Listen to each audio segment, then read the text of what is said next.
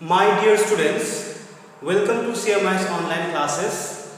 In today's class, we are going to introduce a vocabulary section of our English grammar for the students of Standard 8. So in this class, we are going to discuss, explain and understand and even complete the 3 chapters from our vocabulary section.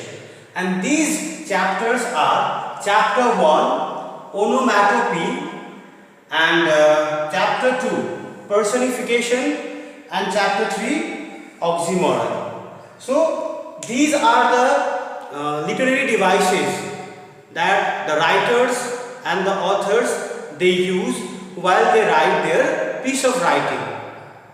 The piece of writing may be a piece of poetry or a prose. So, the authors use these figures of speech to make their writings more effective and more beautiful to be read.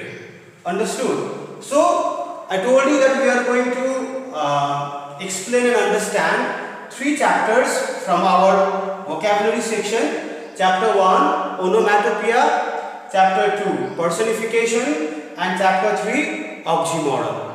So, now we will go with each chapter one by one in detail.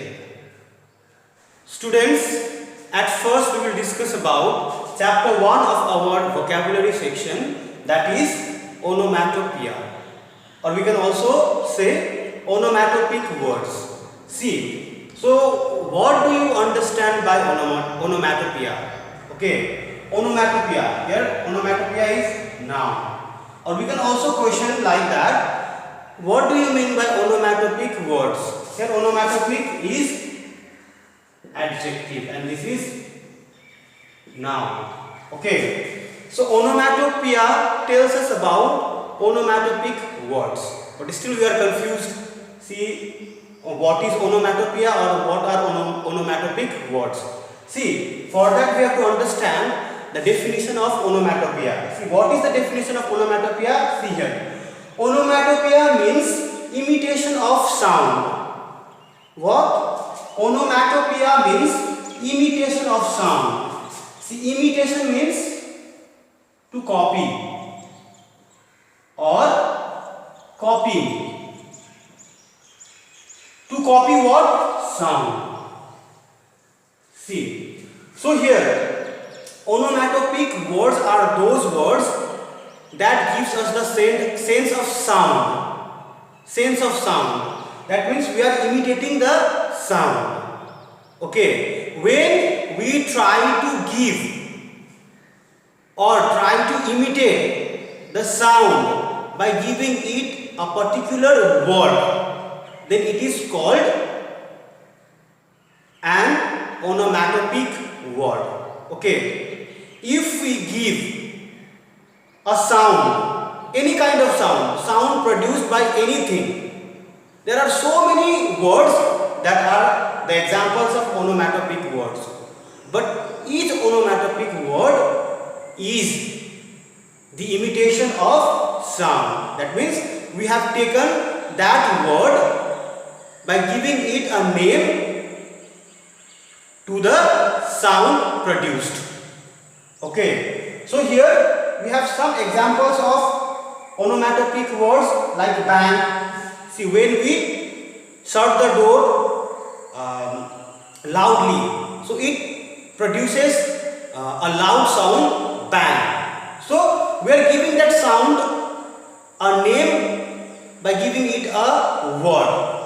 When we give a particular sound by writing it in a word, then it becomes onomatopoeic words. Okay, it becomes an onomatopoeic word. Here, bang. Bang is the sound that is produced when the door is locked or door is shut loudly. So that comes the sound bang. Okay, even so many nouns are there in this world that are named after the sound they produce, like crow. Okay, crow we know is the name of the bird, but according to the sound it produces. The crow makes. That means the crow makes the crowing sound. Crow. The crows crow.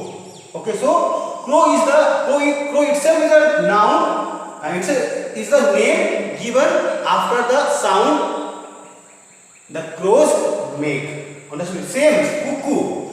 Cuckoo is the name of a bird. So here cuckoo is also the name given after the sound they produce, or the sound the cuckoos produce. Okay, cuckoos make. So here we are copying the sound made by the objects or animals or anything and giving those sounds a name by writing them in words. Okay, like slam here. Slam is another word for banging the door when you shut the door hardly in a hard manner. Okay, see here. See now jingle. Jingle is the sound produced by the bell or coins. Okay, coins jingle, bells jingle. Okay, like see, this is the jingle is a word, but it is the name of the sound. Here we have given the sound its name by writing it down in a word. Okay, in the same way rustle is the name of the sound given to the sound of the dry leaves when they move. Okay, bray is the sound of the donkeys. Whenever donkeys shout, they make the sound like bray. So bray is also an onomatopoeic word. Okay, moo, sound of the cow. Okay, cow. Cow makes the sound that is called moo. So moo is an onomatopoeic word. Whistle is also the name given according or based on the sound the whistle makes. So whistles. Okay. So when we blow the whistle, it whistles. So here whistle is the name given by the sound it makes. Now pihu also. Pihu may be the name of a person also. We have heard, but pihu is also the name of the sound.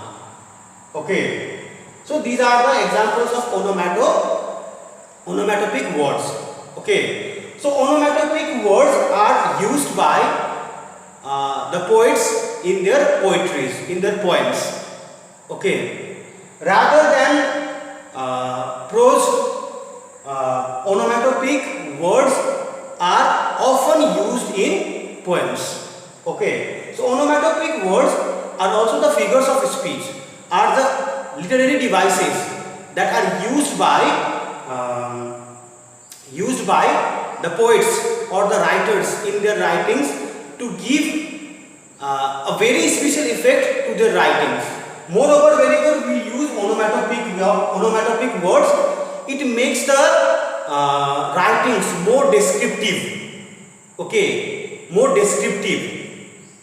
The words more descriptive. When we read it, it becomes descriptive and we come to understand more about the particular explanation. Understood? So these three chapters, onomatopoeic words, personification and oxymoron, these all chapters are the literary devices, are the figures of speech the poets or the writers, the authors use in their work to make their work more effective for the readers to understand. Understood? Students, now we will discuss about chapter 2 of our vocabulary section, that is personification. So we will understand personification with its definition and examples. So at first we have to understand personification in this way that